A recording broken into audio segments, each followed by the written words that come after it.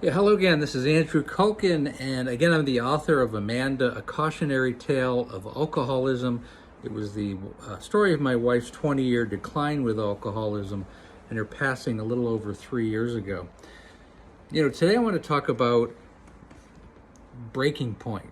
And this is really talking about when you have to make the decision to maybe part ways with the alcoholic, especially if they're a spouse. It's a different situation if it's a parent-child relationship, but this is really talking about a husband-wife or a significant other, a spouse relationship. One sign that an alcoholic in the family has become, a lost cause is that they have become a danger to themselves and everyone around themselves. For example, they have a much higher potential to get behind the driver's seat of a car and place themselves and other people on the road in harm's way. A later stage alcoholic's main purpose is either to be drinking alcohol or trying to find alcohol. Last year, nearly 14,000 people died in alcohol-impaired driver traffic accidents in the U.S. alone. The numbers rose dramatically during the pandemic, the years between 2000 and this year, 2023.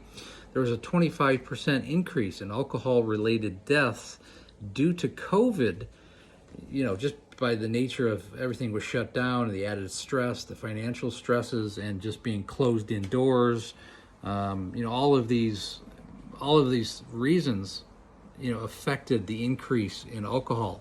A 46% increase in alcohol purchases. It's almost 50% increase in alcohol purchases during the pandemic years. Good time to buy stock in Jack Daniels and Jameson, I guess.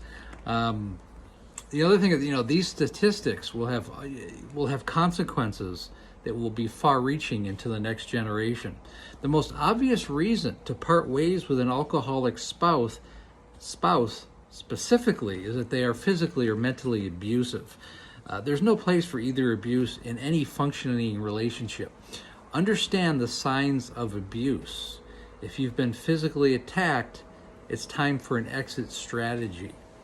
There's no apology for such an activity to take place. I'm sorry, it won't happen again is a sure sign that it will definitely happen again. Emotional abuse can actually do physical damage as well. Living in an environment of hostility and insecurity can even cause physical damage if it has been prolonged for years. Now, there's nothing more damaging to the human body than stress and an unhappy life. Either can shorten the life of a non-alcoholic, causing, heart issues, high blood pressure, ulcers, and high anxiety. All members of a family should have the awareness of their role in that family and the limits to that role. A spouse is a spouse. They're not a caretaker, a caregiver, a nurse, and a doctor. They're a spouse, and you have to draw the line, and you have to understand boundaries.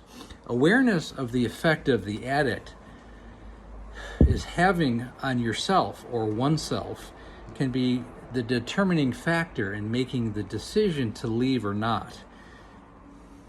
If it is adversely affecting you physically and mentally and emotionally, maybe it's time to reassess your situation. Once again, the web address is amanda.acautionarytale.com. You can sign up, go in there with your email.